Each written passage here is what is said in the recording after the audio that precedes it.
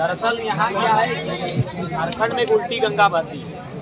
यदि आप झारखंड के बाहर से कहीं के हो, आपको यहाँ काम भी मिलेगा, काम का उचित दाम भी मिलेगा, आपको रहने के लिए अवैध रूप से आवास भी मिलेगा, बिजली पानी की सुविधा भी मिलेगी।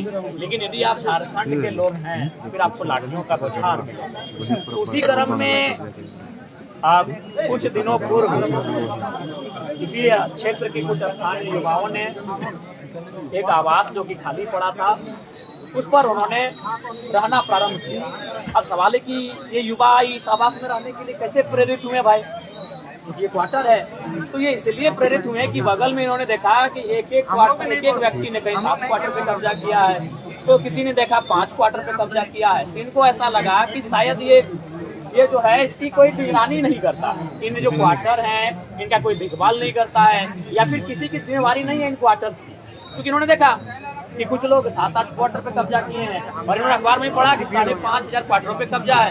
तो ये सोचा कि भाई इसकी कोई जिम्मेवारी नहीं ले रहा है, ये लावारिस पड़ा है।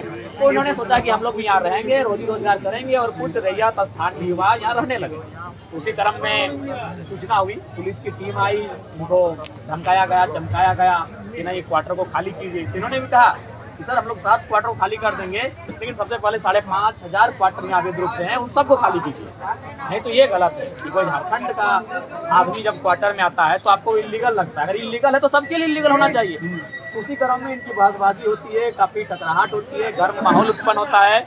और लगभग उस समय हम धनबाद में होते हैं, मेरा कार्यक्रम होता, तो हमें सूचना मिली तो हम बोले देखिए आप लोग अच्छा से रहिए, प्रशासन से आप मौखिक लड़िए, किसी रूप से शारीरिक रूप से हिंसा और लड़ाई किसी तरह से नहीं होगी। मौखिक लड़िए मतलब अपना तर्क रखिए, आप बातचीत कीजिए, अपने शब्द को रखिए, अपने आर्गुमेंट रखिए, लेकिन प्रशासन से बिल्कुल किसी प्रकार से माने माहौल खराब नहीं करना है। हम आ जाएंगे। तो फिर 2 बजे रात को हमें फुर्सत मिला, हम आए।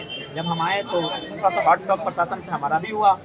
उसके बाद हम फिर चले गए रात को चले गए, जाके हम नावाडी में सीओ वीडियो के सामने हमने जनता दरबार लगाया। हम थाना गए, वहाँ लोगों की समस्या सुने।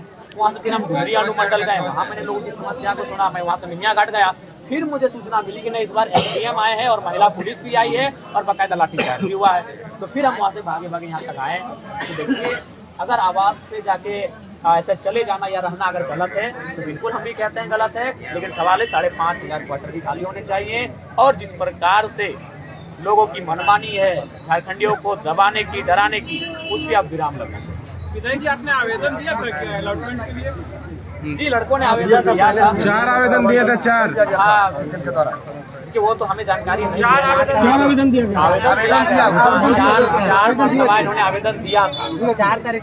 लेकिन यहाँ आवेदन और प्रोटोकॉल और कानूनों की प्रक्रिया का मायने नहीं है। यहाँ आपका कोई किसी रसूखदार व्यक्ति से आपकी पहचान होनी चाहिए, जिनका खुला में प्रभाव है। सीसीएल का मामला है तो ऐसे लोगों को ये तुरंत आवंटित कर देते हैं। बगल में ये लोग कुछ नाम बता रहे हैं, कोई एक व्यक्ति 7-8 क्वार्टर कब्जा करके बैठा है। तो इसमें जो मन बढ़ा ना, इसका कारण कहीं ना कहीं सीसीएल की उदासीनता है। इसीलिए सीसीएल को अपनी करते हुए बिल्कुल जो लोग सीसीएल के कर्मी हैं उनके अलावा जो भी अवैध क्वार्टर कब्जे में है उसकी जांच हो और कहीं ना कहीं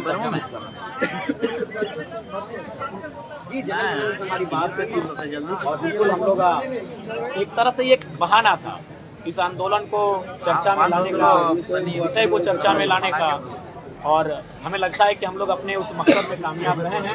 और आंदोलन के माध्यम से, चर्चाओं के माध्यम से भी इस माहौल को गर्म रखना है। सदन जब आएगा तो सदन में भी सवाल उठेगा और साथ ही साथ हम लोग कागजी प्रक्रियाओं के माध्यम से भी इस विषय पे लगेंगे कि अवैध जो कब्जा है, चाहे वह समाज के 58,000 क्वार्टर रहें या सीसीएल के 5,500 रहें या बीटीपीएस के रहें या चंद्रपुरा के रहें, अवैध होता है वो खाली।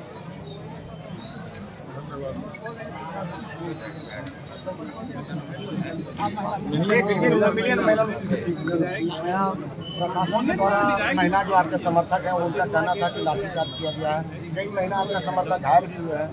देखिए ये वही आप सोच सकते हैं।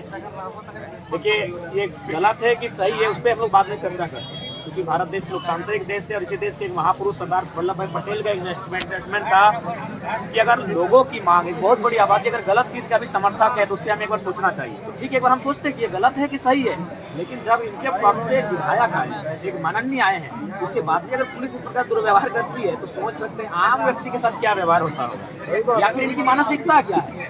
ठीक है, ये जो ग्रामीण है या फिर जो युवा इस क्वार्टर में आके दाखिल हो गए हैं वो गलत है या सही है, उस पर हम लोग बैठ के बात कर सकते थे।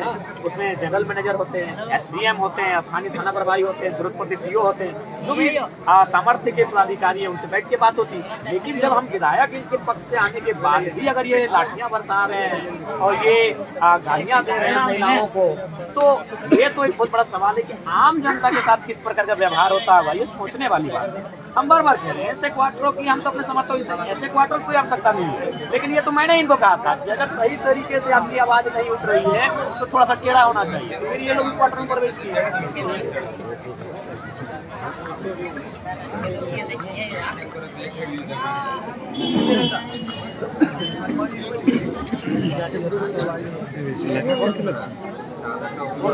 और सब ना कैमरा आपको कुछ बोलना कैमरा